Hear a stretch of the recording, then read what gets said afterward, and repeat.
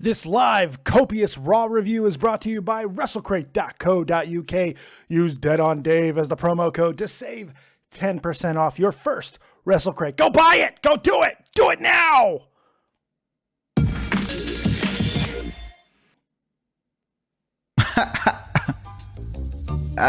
Real talk, the metaphor messiah, man. I got this one. Let's go. You ever seen the morning star? Mr. Metaphor Messiah, back to show you who we are. I represent a legacy, a pothead like the 70s, a different kind of mind. They say we only speak in melodies. What's going on, everyone? Welcome back to the channel. It's your boy, Dead on Dave, with a fucked up hat, coming at you live from Germany for your copious Monday Night Raw live review. That's right. We're going to get into everything that happened on Monday Night Raw. Sorry I didn't do it last night. Wasn't feeling fantastic. The Raw reviews and the SmackDown reviews are kind of going through a state of flux right now. Not sure how much I want to do live anymore because being up all night is, killing me. I think literally it might be killing me, not because out of boredom, because my physical health is actually starting to be affected. So we're making some adjustments. Don't worry, more on that. But don't worry, regardless, you're still going to be getting this. You'll still be, at the very least, getting live reviews whenever I'm able to do them, or recorded reviews. The reviews will not stop. I promise you that, okay? Can't stop, won't stop. Bad boy, baby. All right, let's get into it, man.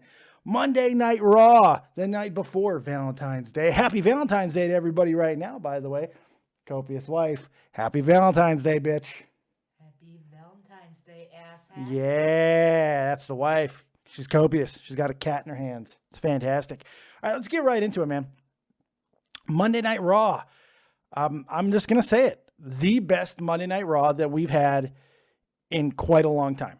It's been a while since Raw captivated me as much as last night did. Very little wrong, a whole hell of a lot right. I absolutely loved it. I thought Raw really delivered. A couple of things didn't make sense, but it's okay to not make sense every now and then. You have some booking that's kind of counter of what they've been doing, but that's not necessarily a bad thing as long as the ends tend to justify the means. And I think that we got that for the most part. And going forward, I think we got some really cool things that are going to suss out going into WrestleMania. So we're going to talk about all of that and a whole hell of a lot more. Big shout out to everybody in the chat. Dofada, The Gaming Fault, Sakshay Udabe. Yeah, that's right.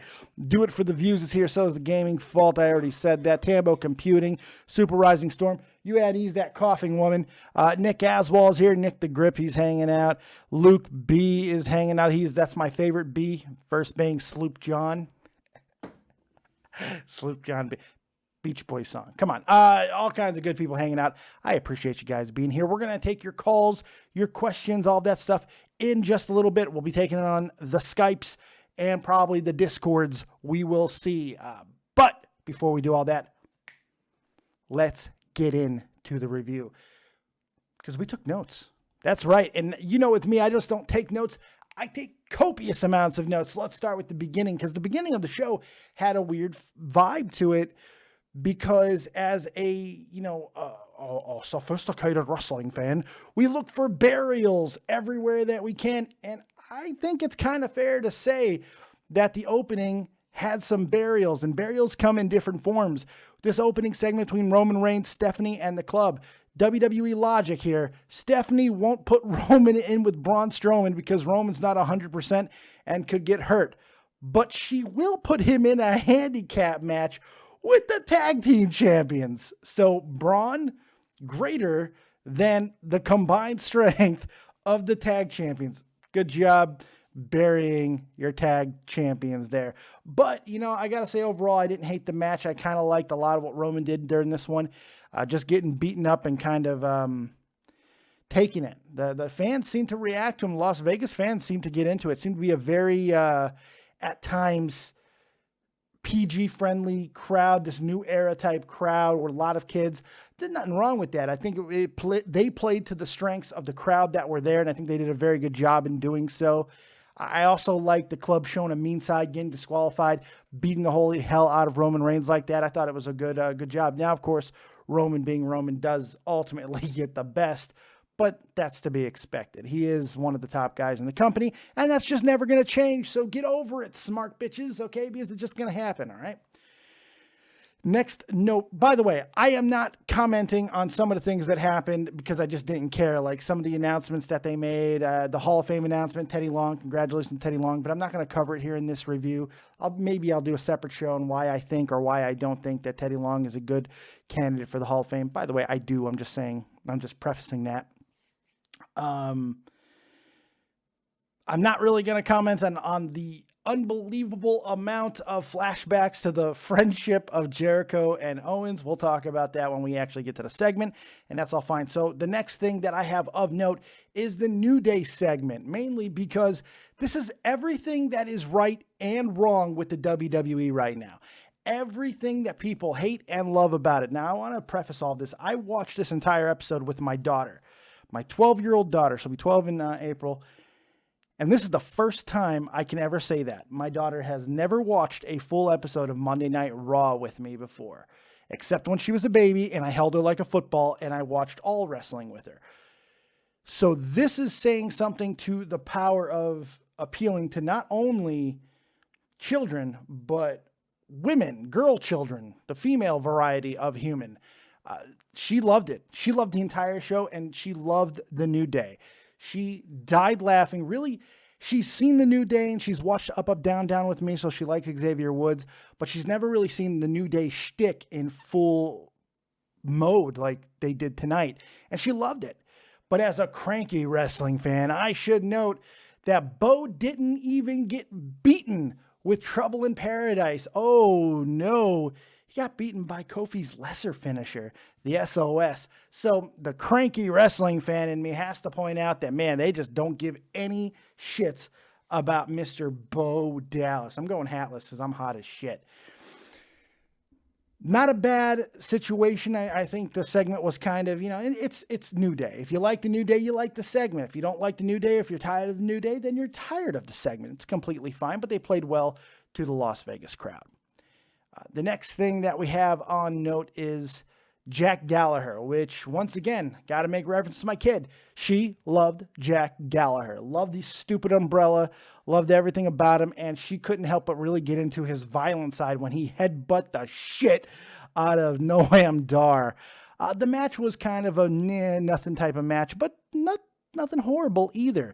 It's a good showcase of Jack Gallagher. Is he a true competitor, a true threat to Neville?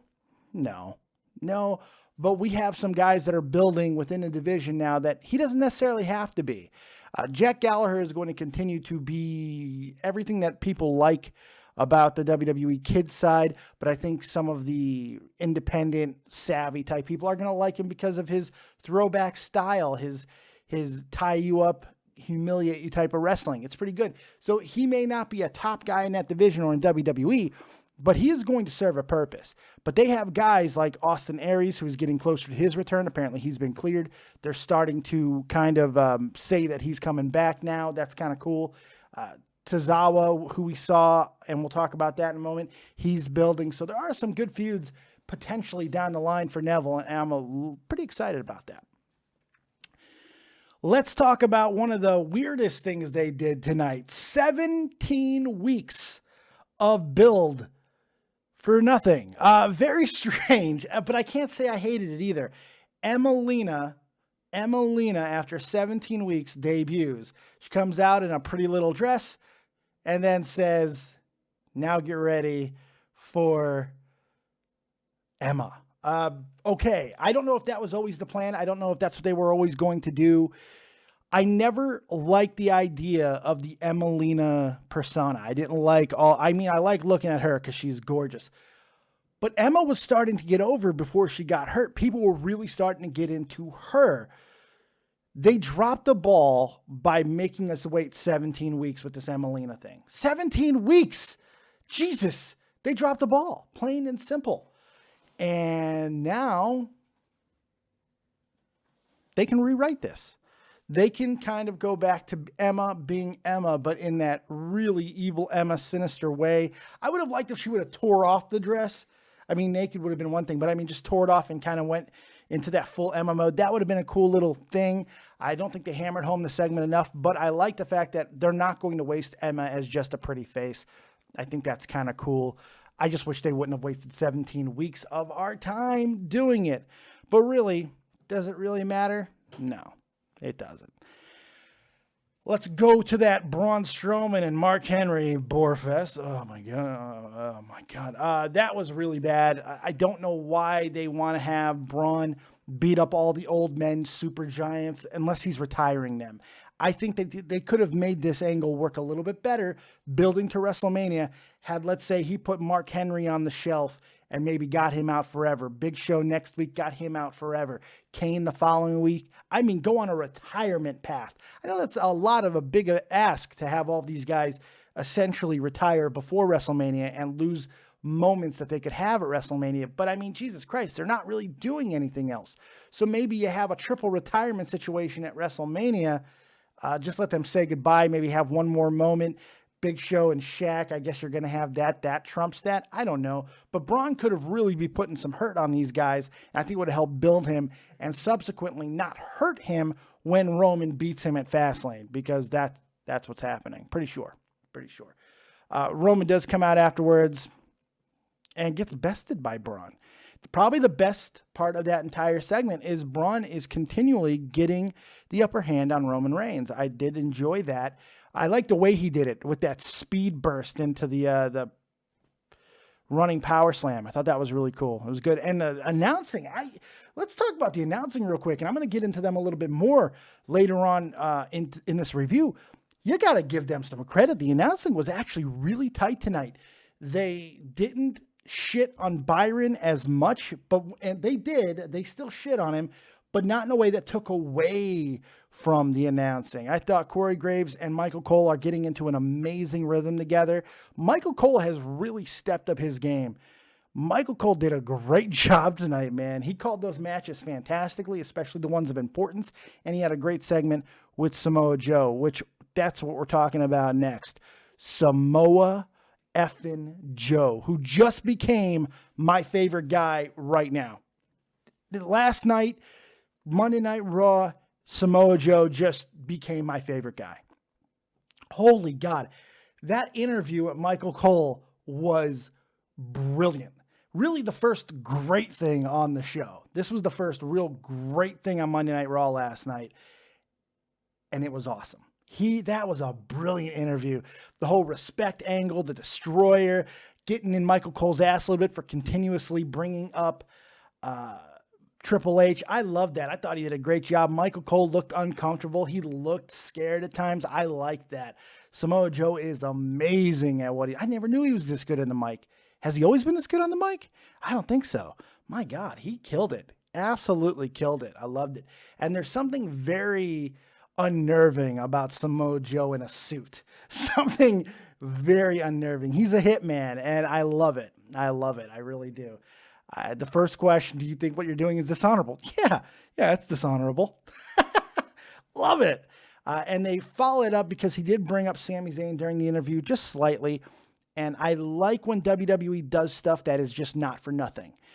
You bring him up even in a small little sentence, and then the next segment, it's Sami Zayn winning a match against Rusev, who I don't even know the point of Rusev anymore. And then after the match, making reference to his name getting dropped by Samoa Joe. Sami Zayn then goes and says probably the stupidest thing he could have done at this moment and call out Samoa Joe. Not a good idea, as Samoa Joe blindsides and beats the brakes off of him and then hits us with maybe my new favorite line in wrestling. When you say my name, you put respect on it. How good was that? Man, Sami Zayn, they've tried to put a little bit of a cooler on him, but this is the definition of a non-title mid-card feud that matters. Sami Zayn is becoming a mid-carder, upper mid-carder that is really starting to matter even without titles being involved. And this feud with Samoa Joe is absolutely perfect. They can have a nice match at Fastlane. It can go on a little bit longer than that. And then whatever they're going to do at WrestleMania with these two guys, it now matters more because they're going to elevate each other with great work, and Joe is going to look really good in the process as well. So I love that entire segment, from the interview to Sami Zayn's match and win. The match with Rusev wasn't bad either, by the way. So really good stuff there. I enjoyed that. I thought they did a fantastic job.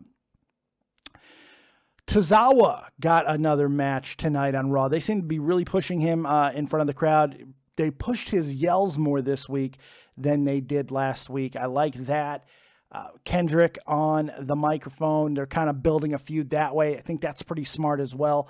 They're doing some great stuff with Tozawa. I think that he's going to be a guy who is going to do some great stuff in that division. They just got to figure out what's the tone of 205 Live. If it's going to be its own show, fine and dandy, but it's not working. And it can work on Monday Night Raw, as we saw tonight. I think 205ers gave one of their best overall performances on 205 on Raw that we've seen in a while. We saw some decent little stuff out of them. Nothing mind-blowing, but nothing embarrassing. No six-man tags, no stupid storylines with Alicia Fox. Alicia was there, but she wasn't. There was nothing stupid. I enjoyed it. 205ers did a good job tonight. And Tozawa with that disgusting suplex. I absolutely love that. Okay, this was where the night could have completely derailed. And I'm just glad that it didn't. And of course, I'm talking about the Festival of Friendship. They went ahead and they basically throughout the night showed every great moment between Kevin Owens and Chris Jericho. Speaking of which, if we're going to talk about Chris Jericho, let's get the scarf on. You know, this was an interesting thing to me because obviously they put a bullseye on the fact that there was going to be a breakup. It was going to happen. But the way they did it, they decided to go to the most extreme, goofy lengths humanly possible. And at first, it kind of took people out of it. I think it took people completely off their guard. The crowd started to boo it a little bit. I didn't really like it that much. And then bickety friggin' bam, they start going into that next level of insanity with all the art. Chris Jericho explaining the art. Chris Jericho giving almost felt like a shoot promo where he talks about this last year being one of the most enjoyable of his career. He kind of breaks all kayfabe there. And just it seems like he was just talking as Chris Jericho, which is we don't see a lot from Chris Jericho. Usually there's always big character coming from Jericho. And he dropped it completely. And just, you know, he seemed to speak from the heart. And of course, when that happens, we all know what's coming next, the big turn. But it seemed impactful. They did so much. They did the destruction of the friendship, the list of KO, which I thought was really funny as a nice little extra FU to the entire situation up until that point. Thought that was really clever. And of course, the barbershop homage. The barbershop homage was great, going through the glass television screen. I thought that was really cool. All the moments that were in that segment I thought was a great build. And then the final beatdown of Jericho I thought was handled really, really well. We all knew it was coming, and we all know what this leads to. Either Chris Jericho getting Owens to lose, or Owens just losing straight up to Goldberg anyway, and then Jericho making his return.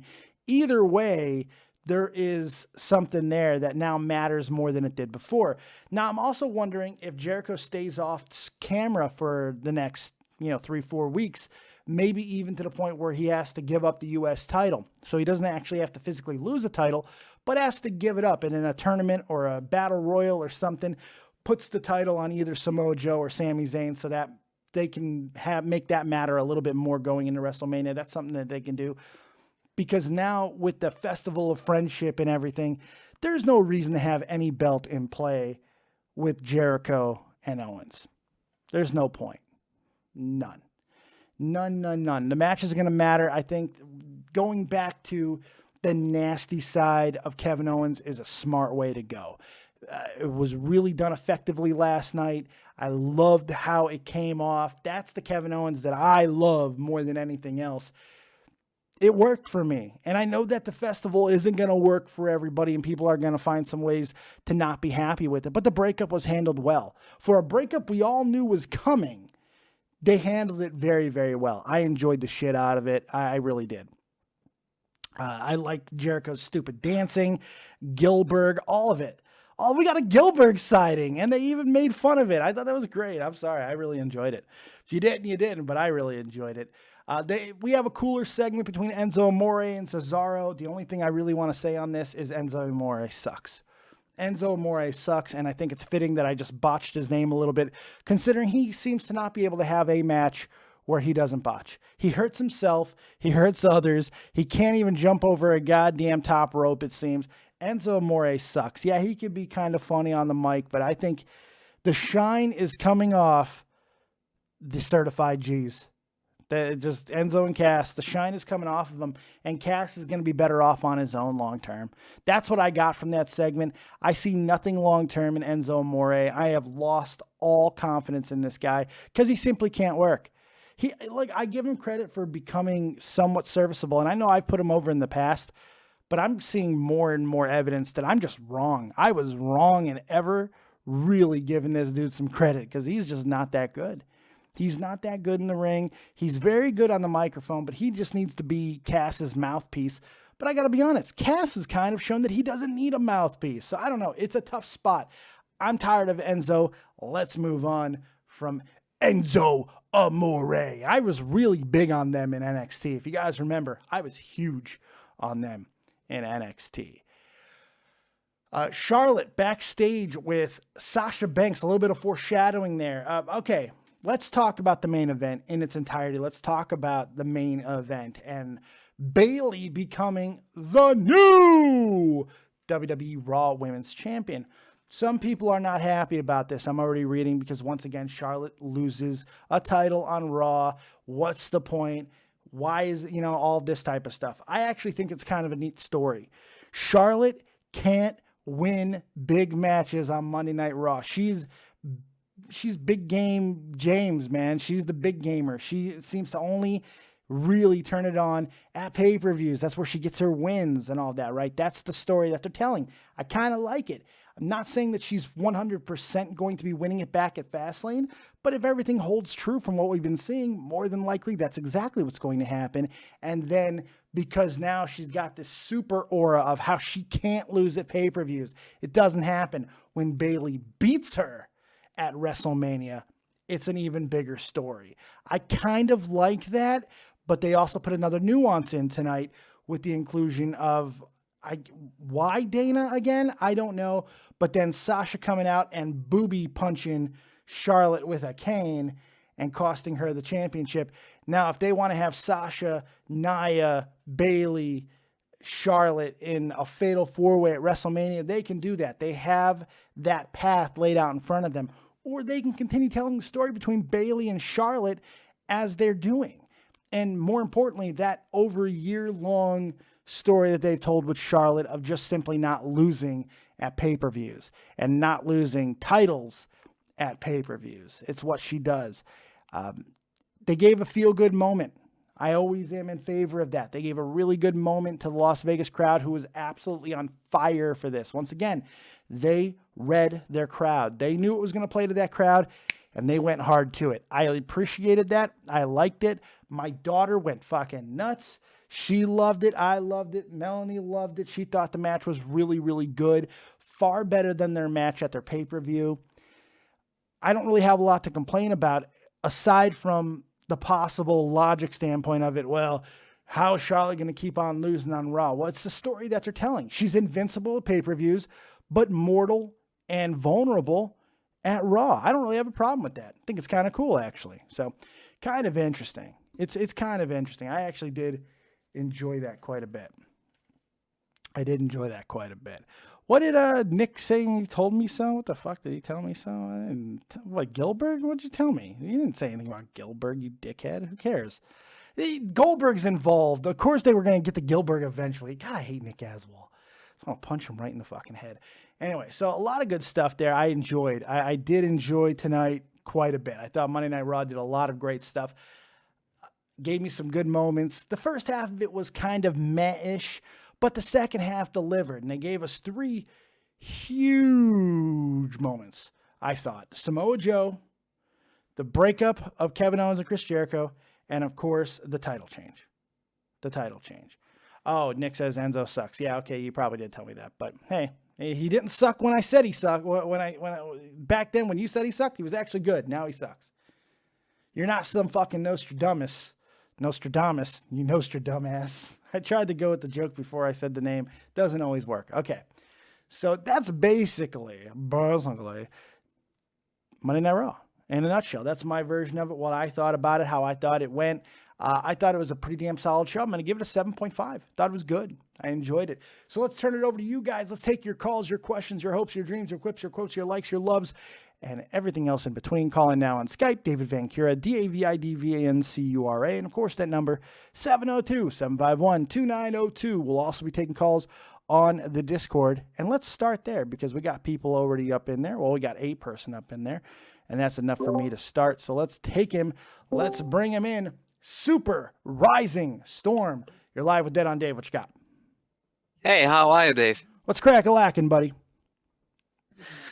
So, people are complaining about the ending of Bailey versus Charlotte. What's your view on that? As I just said on the show, I loved it. I have no problem with it whatsoever. I like that Bailey won. I think they're telling a cool little story of where Charlotte is invincible at pay-per-views, but she could be vulnerable on regular shows. I think they did a really good job putting in there with Bailey, getting Sasha involved. It's a way that they can go forward if they want to have a fatal four-way or a triple threat or whatever at WrestleMania. That option's there. So I don't know. I enjoyed it, man. I mean, some said, they brought Dana back, yay, and she interfered again. I mean, that's what's supposed to happen. That doesn't really bother me, though. Okay, Dana came back in. All right, who cares? So, I'd say, as I watched the Jericho and Kevin Owens segment, I was thinking, are they going to do it or not? It was like, I mean, they teased it with this last week when Chris made the match for Kevin with Goldberg. And I was like, okay, what is Kevin going to do next week? And now when he gave him the present, I was expecting, okay, now it's obvious he's going to kick him in the head or something like this. And then when he got, a new list, I was like, okay, and then I actually liked it. I thought that was cool. that Why was is my great. name on it? And then held it up. It was a list of KO. I thought that was really clever. That was clever, man. People got to give some credit to that. That was clever writing. The whole segment was really great. Yeah, it was over the top and it was really silly. And at first, I got to admit, I didn't like it. At first, I was like, seriously? Yeah. And then I started realizing what was actually happening. Right around the painting. The Sistine Chapel painting. Oh my God, that was good. I liked it. I can't put this in my house. I got 2 kids. You're not wearing pants. Art doesn't need pants, man. Yeah, I saw to say, I was like, Kevin, you have pants on. What are you complaining about? That was a great. Art doesn't need pants. That's one of my new favorite things. I love that. I thought that was really funny. Pretty much. That was really funny. The Joe interview was amazing. Oh yeah, that was great. No complaints about that. And I think it's now a feud between him and Sami. I would say so, considering Joe beat the brakes off of them. I loved everything they did with Samoa Joe. Everything they're doing with him is great. The only person who's going to get in Samoa Joe's way is Samoa Joe. If he continues, and this is not on him. If people get hurt with him in the ring continually, he's going to have issues because eventually the boys in the back are going to turn. I don't know if they blame him for either of the injuries that have already happened, the 2 big ones with Tyson Kidd and Seth Rollins. I don't know if all the blame is on him for either one of those. But going forward, they got something dynamite with Samoa Joe. When he stood over Sami Zayn and he said, next time you say my name, you put some respect on it. I fucking marked out. I loved it. Like you said, best line in a while. Really good line. Really, really good line. I thought that was cool. I mean, they can't really blame him for the injuries because if they would, he wouldn't get any near like he's now. I don't know. It's weird. Injuries can be taken advantage of sometimes. Like I think the Seth Rollins one, because it doesn't seem to be as serious as it could have been. Is probably what Yeah. saved him. Seth probably will make WrestleMania now. At least that's what's being told. So that's kind of cool. The Tyson Kidd one, I don't really blame him for, man. It seemed like a clean move. It didn't seem like there was anything wrong with it. You could say it was an accident. So I don't even know if it was an accident. I think that Tyson is a small guy who's taken a lot of bumps over his career, and maybe that was just one bump too much. It doesn't necessarily mean that the bump was bad. It was sometimes one bump too many. It's just a reality. Maybe. He's an undersized guy. Yeah, it's sad for him, but Yeah, very sad. I do feel can't bad do for him. much about it. No. What's your rating for tonight, bud?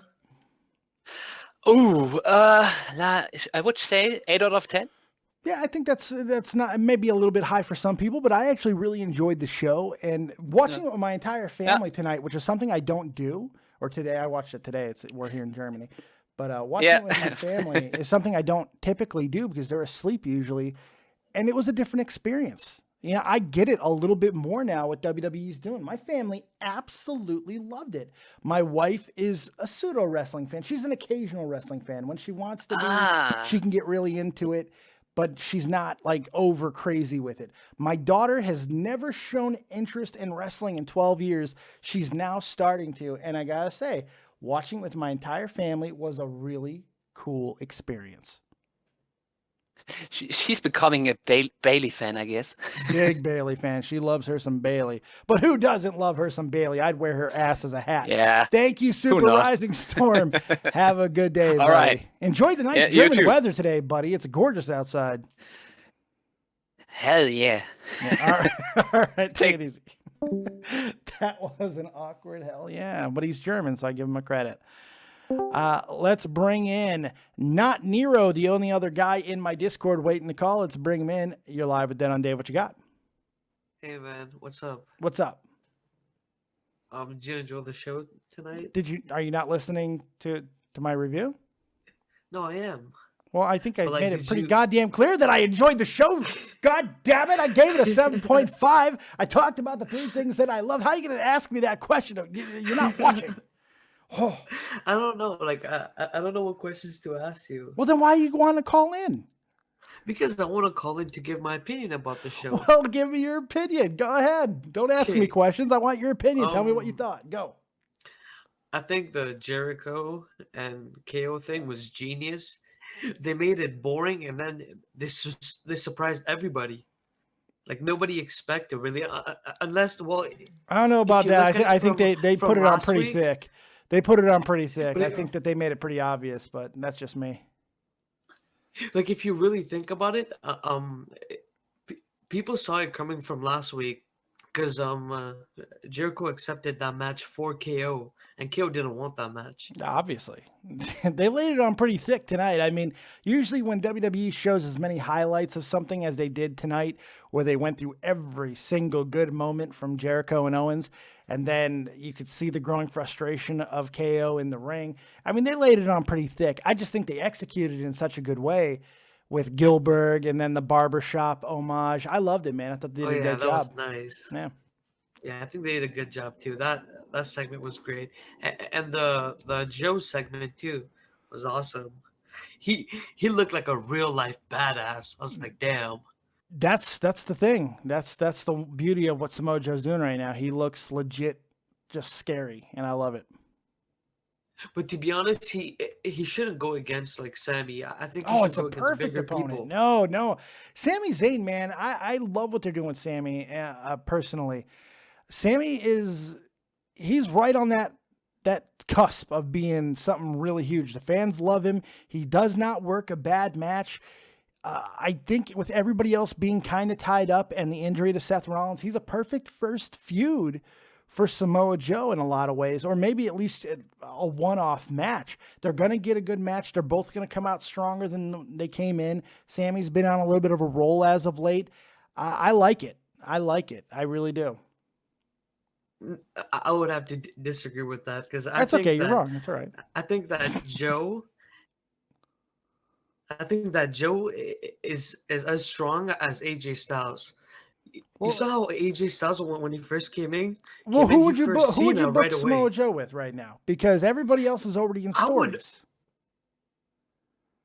Well, Kevin Owens, like he's a badass. I Well, would yeah, wanna but see you two can't. badass But going Kevin at it. Owens has got a story that's already in the works with Yeah, I Chris know. Jericho. That's I'm that not kind of saying. fucked up. Look, I'm not even saying that you're wrong as far as that he could be with other people, but the timing of everything, and because of the injury to Seth Rollins, this is the best option that you have currently. Unless you're just gonna say, well, storylines are completely dead, and let's just put him in there with Kevin Owens for no reason. I do think that Yeah, they that makes sense. started down the line, but that potentially by having Triple H call Kevin Owens over and have a private conversation with him. I do think that there is a possibility of Kevin Owens and Samoa Joe down the line, but now they've kind of gone in the direction of Chris Jericho going face and Owens as a super heel again. So it's going to be difficult to put them together anytime soon unless they do the entire Triple H golden boy, not golden boy situation. I don't know. It's going to be weird to get them together, and it won't happen anytime soon, but they did plant the seeds. From that ass kicking that we saw tonight, I don't think Jericho's gonna come back. I think he's just gonna retire No, he'll and be just back. carry on with his music They're career. having a WrestleMania match, man. Come on, you got to have a think so? payoff. Yeah, of course. They got to have a payoff. No, of course. There's going to be a payoff between Kevin Owens and Chris Jericho. Has to.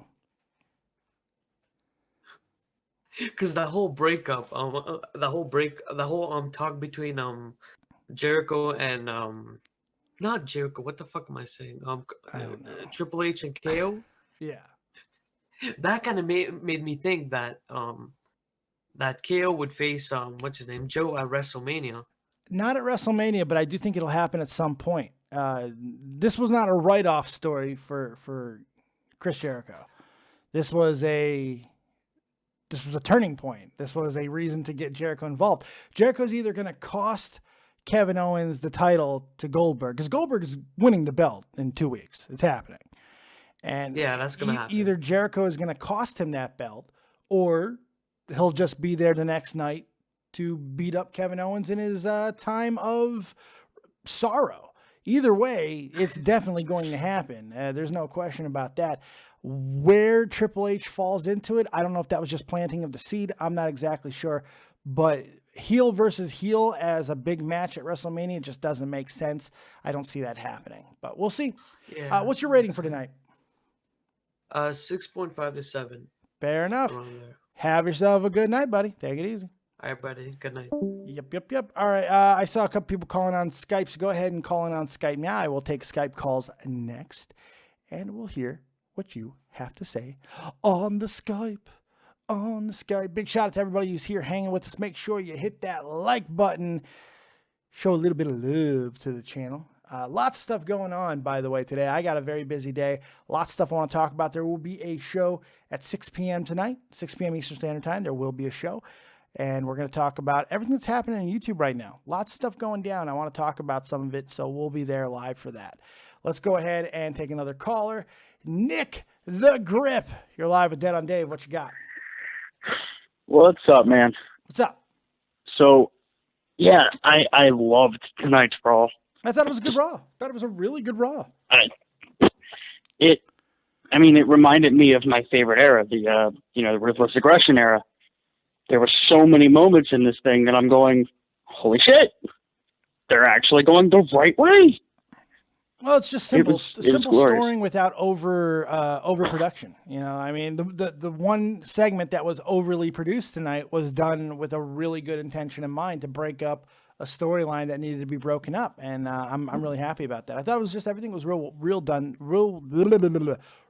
done tonight. Very, very solid. Even a lot of the wrestling that we're not talking about, the little matches, they were good enough to keep the night flowing. And that's something that needs to be commended because that's not always the case. Well, before we get to the other stuff, I did want to point out, as far as the KO Jericho breakup, there was Speaking of broke up, you broke up. I can't hear you, Nick. Better? Yeah, go ahead. Okay. Sometimes my phone does that. I don't know why. Anyway, you just diffed it again. I think are you sticking your finger in a hole? What are you doing? Cannot hear you, Nick. Fix your shit. Oh my God. Go ahead. Wait.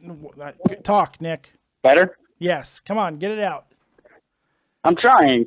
Anyway, did you like the sparkly for the third time, the sparkly jacket on Chris Jericho? Oh, wait, the super sparkly jacket tonight. Yes, I loved it. It was epic. And then you know, if you play this whole thing back, I thought it was kind of funny that, you know, Michaels put Marty Jannetty through the glass.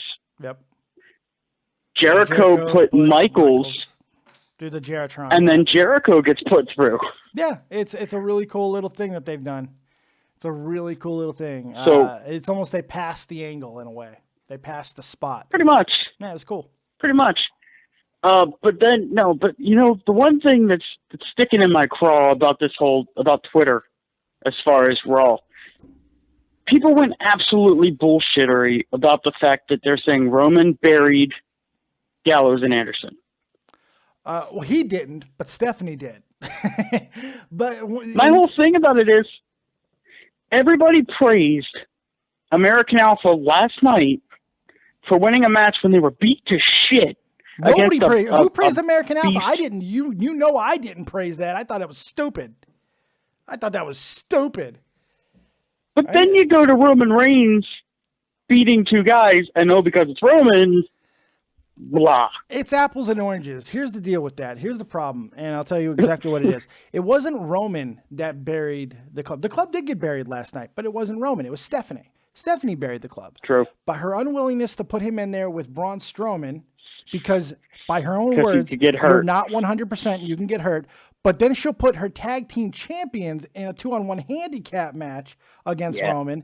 She's essentially saying that they could do less damage to Roman than Braun could. She buried him, not anybody else. Not Roman, because they beat the brakes off Roman until the end, but Roman's a top guy. He's going to get a little bit of a revenge at the end of a match. That's to be understood, and that's okay. So he broke out of a magic killer. He didn't win. He didn't pin either one of those guys. So no, I don't think he buried shit. Right. But that is the word on the Twitter. Well, Twitter's stupid. It's kind of annoying. Yeah, Twitter's dumb. Yeah, well, I know that. But I mean, and then you go to, I love the fact that they're going back to every word that somebody says actually matters again with the whole Samoa Joe thing. Yeah. Every word out of your mouth on national TV fucking means something. It doesn't. Thank you. It doesn't. Of course it doesn't. Well, that's not. Well, look, not every word. Not every word. Look, he had a few missteps. I assume that's what you're talking about, is he had a couple in that fantastic interview that he did with Michael Cole. I wasn't talking negative. I was talking positive. I'm talking about the very small Sami Zayn thing, and then it... Oh yeah, as far as that, I thought it was you using it as a criticism, because I saw a few people like, well, Samoa Joe misspoke here and missaid that.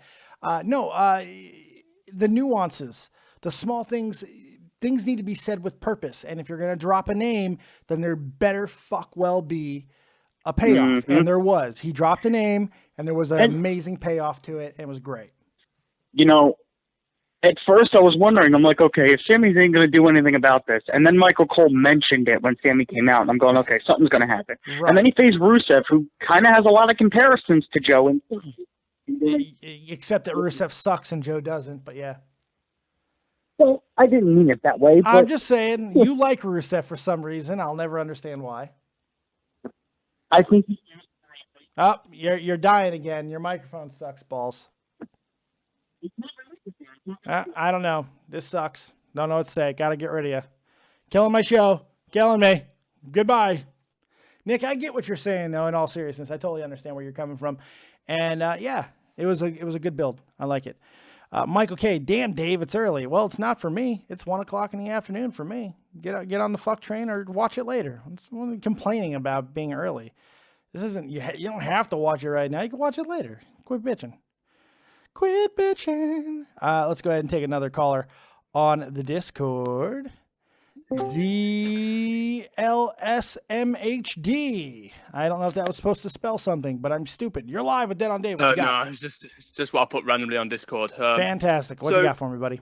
Obviously, we saw Goldberg come back tonight. Yes. And Goldberg actually tweeted on the Twitter, morons. So surely we got to see those two come together before WrestleMania right now. He might destroy Gilbert, but I mean, I don't know. He's got bigger fish to fry. He's winning the belt in 2 weeks, and then he's taking on Brock Lesnar at WrestleMania. So he's got bigger that's fish. true.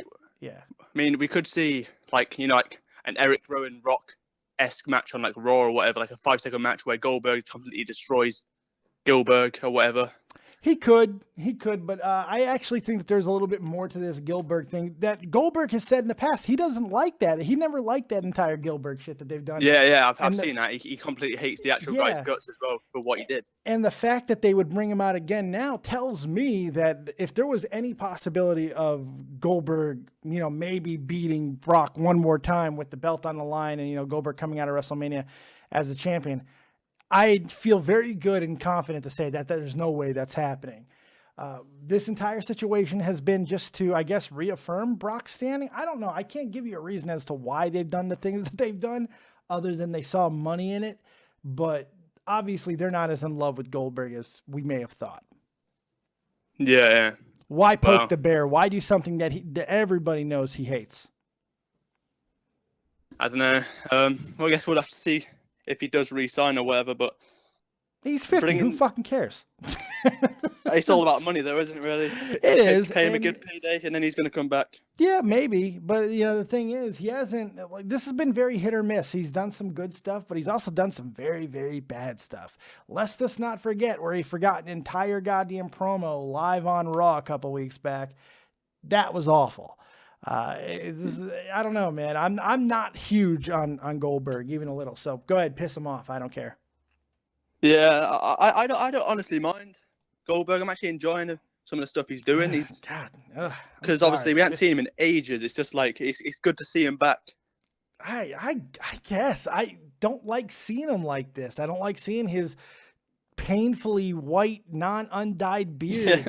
I miss seeing the explosiveness. And then they dye it on the artwork at WrestleMania. Right, the artwork is dyed. The thing is, Goldberg was never fantastic in the ring to begin with, and now to see what his 50-year-old uncoordinated body is doing, it's kind of hard to watch. It's a little painful, man. I kind of like seeing Goldberg, but I don't like seeing Goldberg wrestle, if that makes any sense. Yeah. Well, his entrance just by itself is a what's the word?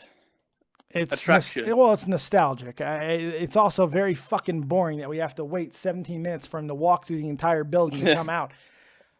I don't know. But people are chanting Goldberg, so everything's okay. Yeah. You got anything else for me, man? What's your rating for tonight? Rating for Raw, I'd probably give it about 7. It was good. It was good. Obviously, you have the off bits or whatever. I'm kind of enjoying the I can't remember his name, the new Japanese cruiserweight. He's actually Tozawa. Yeah, Tozawa's fantastic. Yeah. I like his finisher. Yeah, that suplex is sick. I love it. All right, man. Hey, I appreciate the call. You have yourself a real good night. Yeah, you too. Bye. Take it easy. I know I'm saying night all the time, and it's day. And my wife, every time I say night, I can just tell she's like, stupid. She's so stupid. I can't help it. I'm used to doing these shows at night. Super Rising Storm, Matt. I think Mel can be much louder than Dave. You are wrong. There are not too many people in this world who can be much louder than I can when I get loud. I can if I want to. You think you can out loud me for real? Yeah. Anytime you want to try. You've heard me go crazy. What are you talking about? No, you haven't heard me go crazy yet. Because you're not louder than me. I can be.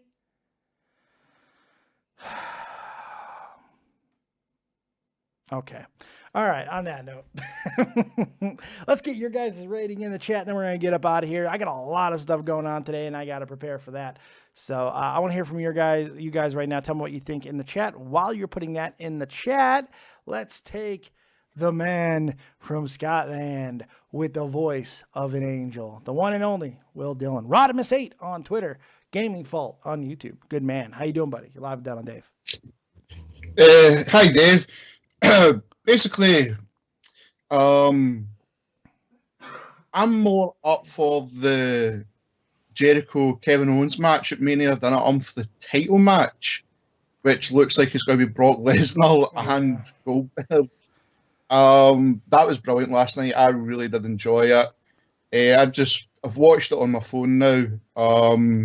Before you done your stream, and I really enjoyed it. It reminded me of the Rock and Mick Foley segment of This Is Your Life. Yeah, it was like that. It was nowhere near as good as that, but it was. Oh no, it's big, but it was good. It was so good to watch, but you knew it was coming. You knew the turn was coming, but it was good to see it.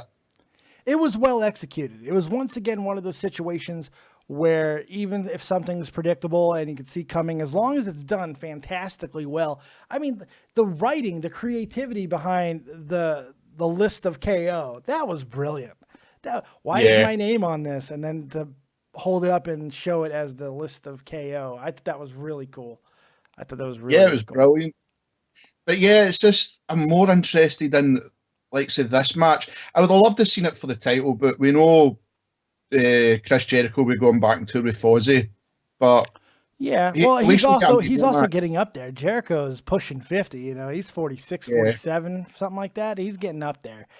And, he's had one of his best runs that he's ever had, man. This last year has been amazing, the things that he has done. I think that be really, really proud of this last year, if it is indeed his last run, which it very well could be, because physically he's breaking down. He just doesn't look good anymore. I mean, like, looking at his body is kind of hard to do. It's a little bit of a struggle. It is. He's got that. He's got the dad body now. He's got the caved in chest because he can't sustain any muscle mass in his chest anymore. The Kofi Kingston syndrome, even though Kofi did it at a much younger age. It's just, it's hard to look at, but Jericho's matches don't go down. His quality's still amazing. Yeah, that's it. At least we can turn around and say now, even like we've continued to watch Jericho's career, that we've now seen probably the best of him for like years. Yeah. And if this is the way he goes out, then it's proud to see him go that way, because he's been brilliant. He's put over so many talent. And if Kevin Owens going to be the last guy he puts over, then that's a great farewell to the company and the fans. Yeah, and I say, agree. Like, this is another top guy. I think Chris Jericho is going to go down as one of the most selfless wrestlers of all time. This is a dude who has seemed to always been about the business. Wherever he has been, it's always been about business. His career has always been important, but not the most important thing to Chris Jericho. It's whatever's going to work. And I got so much respect for Chris Jericho. I got to talk to him a little bit when I was a kid. I missed him when I was in Iraq. Unfortunately, he went to a different post. I didn't get to see him until the actual tribute for the troops. I would have loved to have tried to catch up with him and see if he even remembered me from when I was a kid. Amazing, amazing dude. Great for the business. And honestly, his career, you're going to be able to stack it up there with almost anybody's. He's had one fucking hell of a career. I mean, Jericho, you could make an argument. I think if somebody smarter than I looks at everything that Chris Jericho has done in his career and puts it side by side with virtually anybody, I think you can make the argument that Chris Jericho might be one of the top 5 wrestlers to ever do this. Oh, definitely, dude.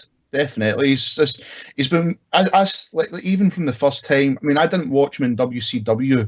I watched him. I remember the debut on Raw when him and Rock, and then it's just that roller coaster after that.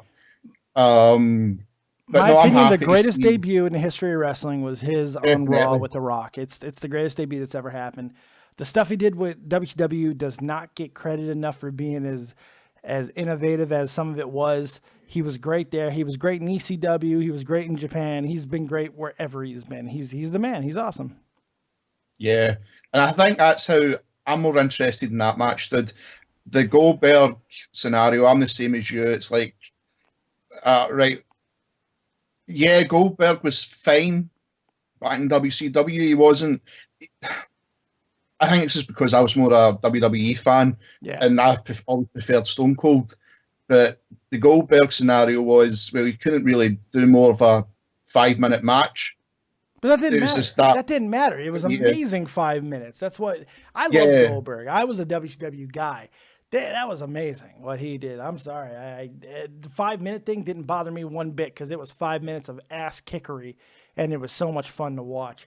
But now at 50, it's pathetic. It's sad. Yeah. He can't do anything without hurting himself or it looks like somebody or forgetting his lines. It's not fun going to Geriatric Park, you know, and No. it's unfortunate.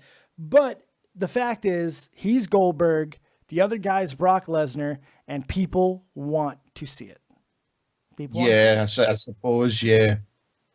It's weird to me. I'll never understand exactly why, but there are a lot of people who are excited about this one more time. And you know what? From a continuity standpoint and kind of like a poetic justice, their careers, both of them, at least for Lesnar for a while, ended at WrestleMania when they fought each other.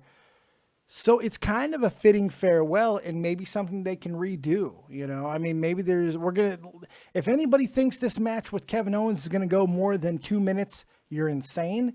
It's going to be a squash. It just depends on if it's going to be a straight squash or if Jericho is going to get involved. I'm not sure yet, but I do know it's going to be fast. It's going to blink and you miss it type deal. But I'm not 100% sure that that's how it's going to be at WrestleMania. I think they're going to try and let these two fight. I think they're going to let them go a little bit. We'll see. I don't know. It's a hard thing. It's a hard one to call. Hopefully they do a better match than the WrestleMania 20. I know the Survivor Series was basically like a story side. It's like, well, watch this, and it kind of made sense, even though it didn't sit well. Yeah, it didn't. It still doesn't make sense. Mainly because to me, and the reason for that is just how they followed it up. I would have liked to have seen a little bit more of a strong follow-up to it. Instead, we've just, I don't know. I haven't really liked the story. It made a little bit more sense after Royal Rumble when he eliminated Brock essentially with ease after Brock beat the shit out of like everybody around him. They're playing the he's got your number card. I get it. I get the story. I just don't know if it's a necessary story to tell. You know, Brock Lesnar is Brock Lesnar. Was this worth derailing Brock Lesnar's momentum?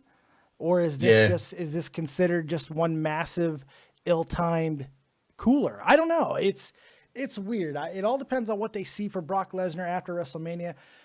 Pretty certain he's going to be the champion after WrestleMania. And now the question becomes, where do you go from there?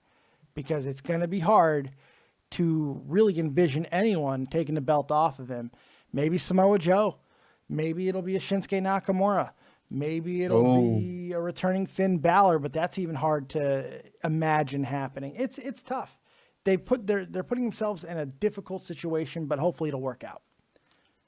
Oh, I do. And if it's, say, holds it at SummerSlam and it's Shinsuke, that would be amazing. That would be pretty cool. That would be pretty cool. Would. Well, what's your rating for tonight, buddy? I give it a 7 out of 10, dude. Really enjoyable Raw. I enjoyed it. I thought Raw was really good. I thought it was the best Raw they put on in quite a long time. Definitely, dude. I'll let you take more calls, Dave. Thanks for taking done. I'm not taking any more calls. Screw everybody else. I'm done. I'm getting out of here. I got so much stuff to do today. Will, thank you so much. Appreciate it. Have yourself a good day, buddy. No worries, Dave. Have yourself a good day as well. I will try. Let's go ahead and look at the ratings that you guys put on there. Road Warrior 627, 8 out of 10. Nick Aswell 8.5. Leaping Lizard 6 out of 9. No. J 7.5. ECR 7 out of 10. Yeah, that's about where I am. Somewhere around a 7.5. Thought it was really good. Kyle Orch, are you going live after SmackDown? Maybe. I'm definitely going live at 6 p.m. Eastern Standard Time, which is midnight. I am not exactly sure if I'm going to go live after SmackDown or not. I might just do this again, go live later on, or just do a recorded version. I haven't decided, man. Staying up all night is not fun. Nerd and the Jerk is switching. Nerd and the Jerk will no longer be at 9 o'clock p.m. Eastern Standard Time on a Friday. Nerd and the Jerk will now be at 6 p.m. Eastern Standard Time on a Friday. I just can't do the all-night stuff anymore. I got too much going on. I got way too much going on. I just can't do it. It's killing me. Literally, it's killing me. I almost blacked out during a stream last night and yesterday, and it scared the shit out of me. So I got to start being a little bit more careful with what I do. 6 p.m. Eastern Standard Time, that's going to be it. So I don't know if I'm going to do SmackDown or not. For the big stuff, pay-per-views, I'll stay up for. I can do that once a month, twice a month, but doing it 3-4 times a week, I've done it for too long. So it's time to start taking care of myself a little bit more, and that's what we're going to do.